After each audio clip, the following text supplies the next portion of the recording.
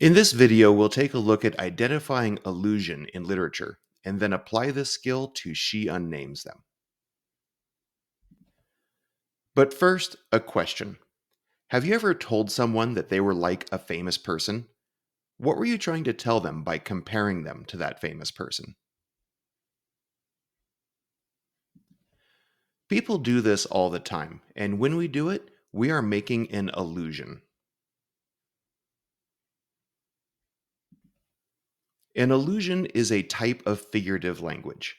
Figurative language is the use of words in a way that is not literal in order to make the writing more interesting and relatable.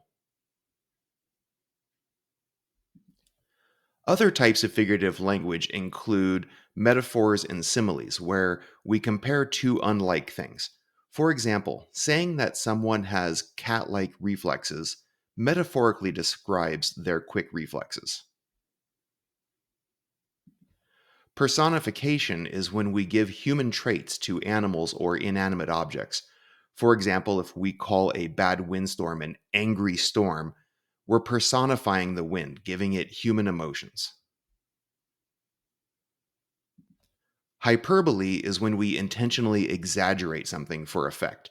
For example, how many times have your parents said to you, "I've told you a million times"?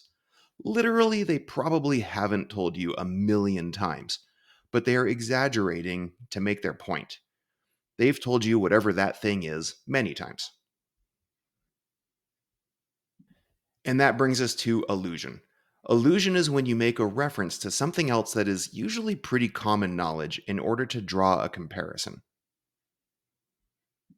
For example, if someone refers to you as an Einstein, they aren't saying that you are literally Albert Einstein, the famous physicist. They're probably saying that you're super smart or really good at science. In this case, they are making an allusion to a famous historical figure.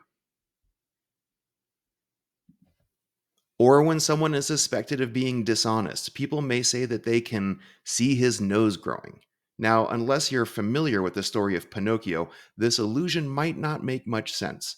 In Pinocchio, his nose grows every time that he tells a lie.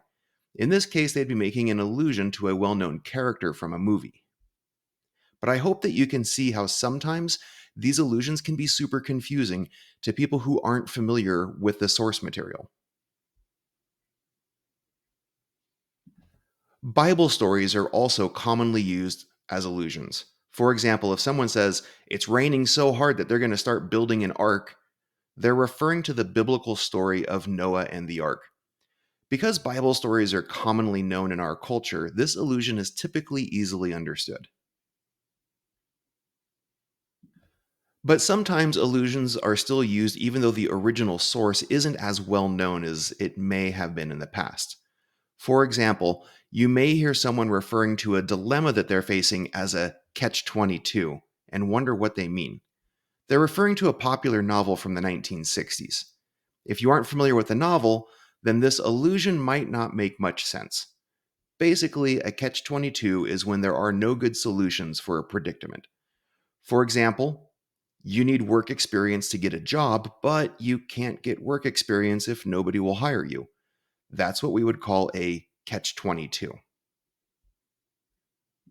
Hopefully that clarifies illusions a little. Now I'm going to go over the learning objective for this skill lesson and your tasks. The learning objective is to analyze how an author draws on and transforms source material in a text. We will be applying this skill to She Unnames Them. And here are your tasks. First, if you haven't already, watch the concept definition video and read the introduction on tab 1. This will add more clarity to this skill lesson. Next, complete the vocabulary drag and drop activity on tab 2 to make sure that you are familiar with the terms being used for this skill. Next, carefully read the model page below this video. The top half of the page gives you specific instructions for applying this skill. The bottom half provides a student example. Pay close attention to how the student annotated the text and the comments that she makes about allusions that Ursula Le Guin makes in her story to well-known biblical stories and poetry. Finally, when you feel like you've got a good handle on the skill, complete the quick Your Turn drag and drop activity on tab 4 and check your results. This is your opportunity to see how well you understand this concept. Figurative language can be tricky if you don't know what to look for. Allusions are usually pretty easy to pick out, but if you're not familiar with the source of reference, they can be a bit confusing. Hopefully, this skill lesson helps you with understanding allusion. However, if you find yourself lost at any point, please ask me for clarification. I'm happy to help.